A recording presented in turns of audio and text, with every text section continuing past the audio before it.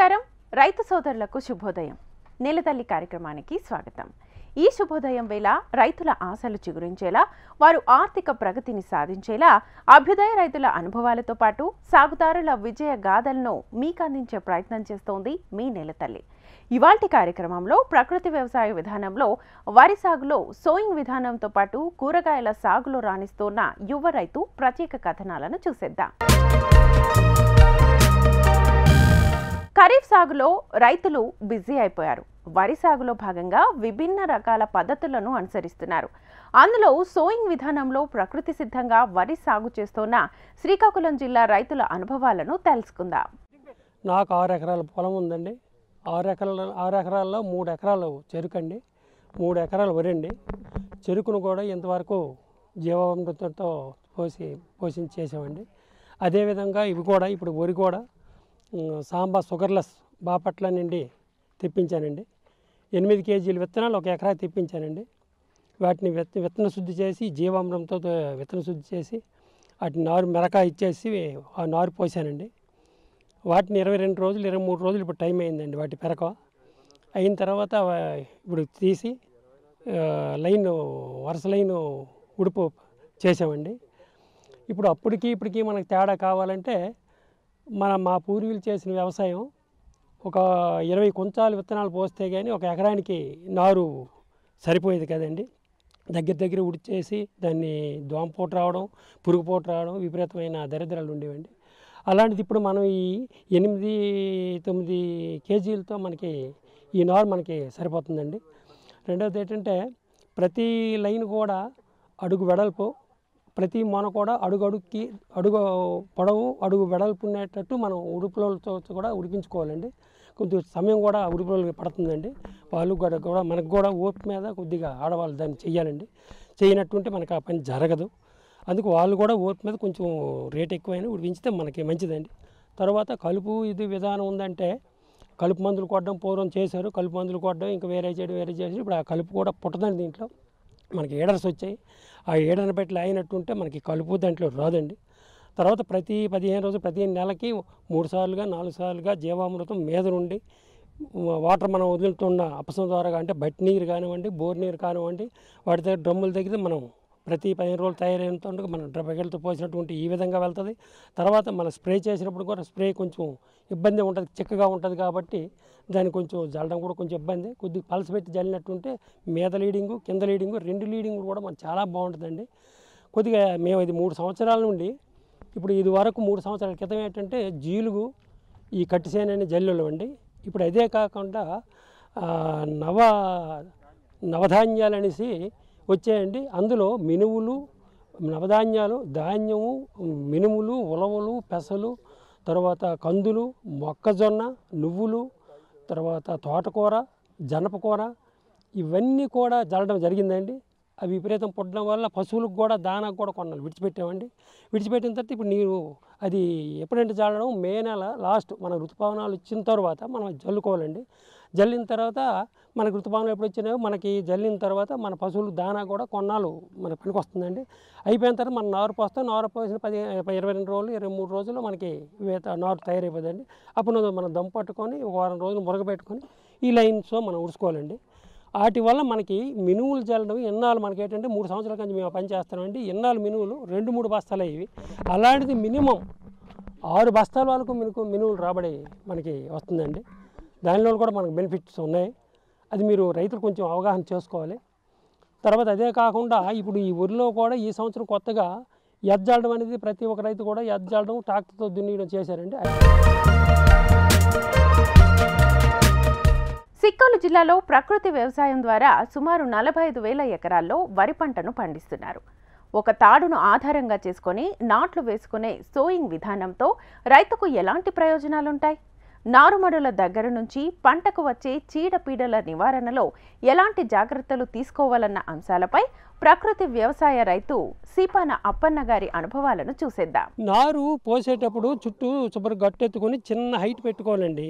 అంటే దమ్ము పట్టినా లేదు పారతో తిరగేసినా ఎక్కువ మరక దానికి అవసరం లేదు. మినిమం ఒక 2-3 సెంట్లు 2 సెంట్లు సరిపోవచ్చు దీనికి. దాన్ని బాగా మనం తిరగేయడం కానీ లేకపోతే దుక్కు దున్నడం కానీ చేసిన తర్వాత చిన్న రవ్వ దాన్ని హైట్ పెట్టుకొని ఆ హైట్ మీద మనం బోర్ దగ్గర కానీ దేని దగ్గర కానీ మీద చల్లుకున్నట్టు ఉంటే తీయడానికి కూడా చాలా తేలిగ్గా వస్తుందండి. ఉట్టి వేళ్ళే వస్తాయి.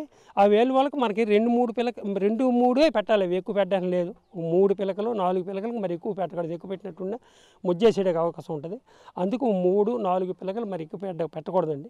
పెట్టి సరిపోద్దండి. తర్వాత ఏంటంటే ఉడిచేటప్పుడు మాత్రం ఎట్టి పరిస్థితుల్లో లైన్ అడుగు, అది అడుగు, ఇది అడుగు, అటు చూసినా అడుగు రావాలి, ఇటు చూసినా అడుగు రావాలి. అలాగ వచ్చినాడే అది మంచి దుబ్బు చేస్తాయండి. తర్వాత వెలుతురు కూడా భూమికి ఎండ వెలుతురు దానికి పంట మనకి పంట దశ వచ్చిన వరకు కూడా వెలుతురు ఎండ బాగా భూమి తగులుద్దండి. దాన్ని మనం చేసినట్టు చాలా బాగుందండి. మేము చేస్తున్నాం కూడా. మీరు ఫస్ట్లో మనం దమ్ము పట్టేటప్పుడు ఉండి లేనట్టు ఉండాలంటే పొలం ములిగిందా లేదనే రకంగా ఉండాలండి. దాన్ని మనం ముమ్మారు కొట్టాలండి. కొట్టిన తర్వాత అయిపోయిన తర్వాత దాన్ని మరి ఆ కలుపు కానీ ఏది కూడా కనపడకుండా ఒక వారం రోజుల వరకు వాటర్ ఫుల్గా పెట్టాలండి. ఆ తర్వాత మనం వాటర్ని తెగదీసి మళ్ళీ అదే విధంగా మనం దమ్ము పట్టి సాపుగా సదును చేసి నొల తోలుకొని వాటర్ లేకుండా ఈ మొనలు మాత్రం పెట్టాలండి. దానికి 1-2 రోజులు 3 రోజుల వరకు వాటర్ మరి పెట్టకూడదండి. ఎందుకంటే మనం అనుకున్న తర్వాత మనం మళ్ళీ వాటర్ పెట్టుకోవాలండి. పెట్టుకున్న తర్వాత మనం డ్రమ్ము ఏర్పాటు చేసుకొని 15 రోజులకు ఒకసారి మనం జీవామృతాన్ని పొలానికి అభివృద్ధి మనం చేసుకోవాలండి. 15 రోజులకి మనం జీవామృతం తయారు చేసుకొని అప్సం ద్వారాగా మీద స్ప్రే కూడా చేసుకుంటే మరి దానికి తిరిగి ఉండదండి. కలుపు అంటే ఉన్నదంటే ఇప్పుడు కలుపు తీయడానికి ఉన్నదంటే మనకి ఏడర్ ఉంటుంది కాబట్టి ఏడర్ నుండి ఇటు నుంచి అటు నుంచి ఇటు ఏటర్ కొట్టినట్టు మరి కలిపే దానికి రాదండి. దానికి కలుపు తీయవలసిన పని లేదు. దానికి మదుపు లేదండి. అసలు ఎరువన్నీ ఊసి దానికి లేదు. తర్వాత దాని టేస్ట్ వేరే, దీని టేస్ట్ వేరే. ప్రకృతి వ్యవసాయంలో రైతులను ప్రోత్సహిస్తోన్న వ్యవసాయ అధికారులు PMDS విధానంపై రైతులకు అవగాహన కల్పిస్తున్నారు. పంట దిగుబడులు పెరిగేలా రైతులకు ప్రకృతి వ్యవసాయంలో కావాల్సిన విధానాలను తెలియజేస్తున్నామని వ్యవసాయ అధికారిని రేవతి అంటున్నారు. ఈ లైనుల్లో ఉడిపించడం ఈ ప్రకృతి వ్యవసాయ పద్ధతిలో ఇది ఒక తప్పనిసరి పద్ధతిగా మనము చేపడుతున్నాం. ప్రకృతి వ్యవసాయ పద్ధతిలో లైనుల్లో ఉడిపించడానికంటే ముందు మొదటి నుంచి భూమిని తయారు చేయటం నుంచి కానీ మనం చూసుకున్నట్లయితే ఈ గ్రామాలలోని PMDS విత్తనాలని 18 రకాల నుండి 30 రకాల వరకు కూడా చాలామంది రైతులతో PMDSని వేయించడం జరిగింది. అలాగే ఆ PMDS నుంచి వచ్చిన పచ్చిరొట్టని దాదాపుగా పశువుల మేతకు వినియోగించడం జరిగింది.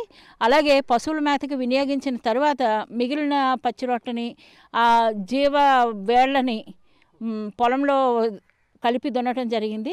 దీనివలన భూమిలోని సేంద్రియ కర్బనం పెరగటము, అలాగే భూమి గుల్లబారటము, అలాగే భూమిలోని ఉన్న వానపాములు పెరగటము, ఇలాగ రకరకాల ఉపయోగాలు మనకి ఉన్నాయి. ఈ సంవత్సరం ఈ గ్రామంలోని PMDSలో ఎంత గ్రీన్ మ్యాటర్ వస్తుందన్నది కూడా పరీక్షించడం జరిగింది.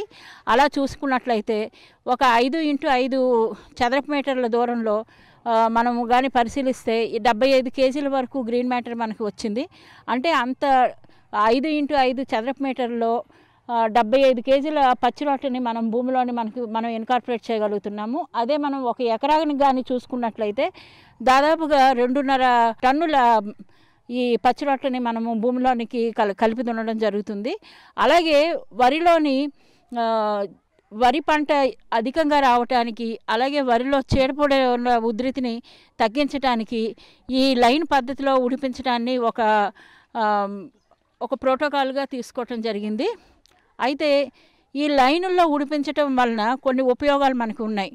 తక్కువ నారుతో, మామూలుగా ఉడిచే నారుతో కంటే కొద్దిగా తక్కువ నారుతో మనం వినియోగించవచ్చు. అదే బెంగాల్ ఉడుపు పద్ధతిలోనికి వెళ్తే మనకి 7 కేజీల నుంచి విత్తనాల నుంచి వచ్చే నారు మాత్రం మనకి ఎకరాకి సరిపోతుంది. అలాగే ఇలా ఉడిపించడం వల్ల ఏంటంటే సూర్యరశ్మి కింద వరకు వెళ్తుంది. అలాగే పిలకలు ఎక్కువగా పెట్టడానికి అవకాశం ఉంటుంది. ఫ్రీగా గాలి వెలుతురు పాస్ అవ్వటం వలన చీడపీడల ఉధృతి చాలా వరకు తక్కువగా ఉంటుంది. అలాగే దాంతోపాటు ఈ ప్రాంతంలోని ఉన్న దోమ ఉధృతి కూడా చాలా వరకు మనం తగ్గించుకోవచ్చు. ఇలాగా ఈ పిలకలు ఎక్కువగా రావటము, చీడపీడలు తక్కువ ఉండటము, అలాగే మనకి ఈ ప్రకృతి వ్యవసాయ పద్ధతిలో ఆయన పిఎండిఎస్ని ఇన్కార్పొరేట్ చేయటము, పిఎండిఎస్ గ్రీన్ మ్యాటర్ని ఇన్కార్పొరేట్ చేయటము, అలాగే ద్రవజీవామృతము రెగ్యులర్గా వేయటం, ఘనజీవామృతం వేయటం, అలాగే ఈ మనకి పురుగులు అవి రాకుండానే ముందుగుండానే నీమాస్త్రము లాంటివి వినియోగించటం, ఇలా చేయటం వలన దిగుబడిలో ఖచ్చితంగా మనకి తేడా అయితే కనిపిస్తుంది.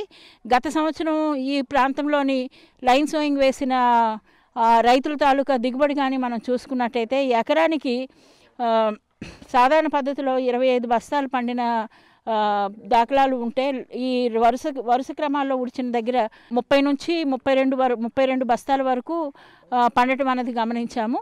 కావున ఈ ఎరువులు పూర్తిగా తగ్గించటము, అలాగే పురుగు మందులను పూర్తిగా తగ్గించటం, ప్రకృతి వ్యవసాయ పద్ధతుల ద్వారా వచ్చే ఎరువుల్ని, కషాయాలని వాడటం వలన రైతులకు మరింత దిగుబడి వచ్చి భూమి ఆరోగ్యాన్ని కాపాడి మానవాళి ఆరోగ్యాన్ని కూడా కాపాడటానికి మేము ప్రయత్నిస్తున్నాము.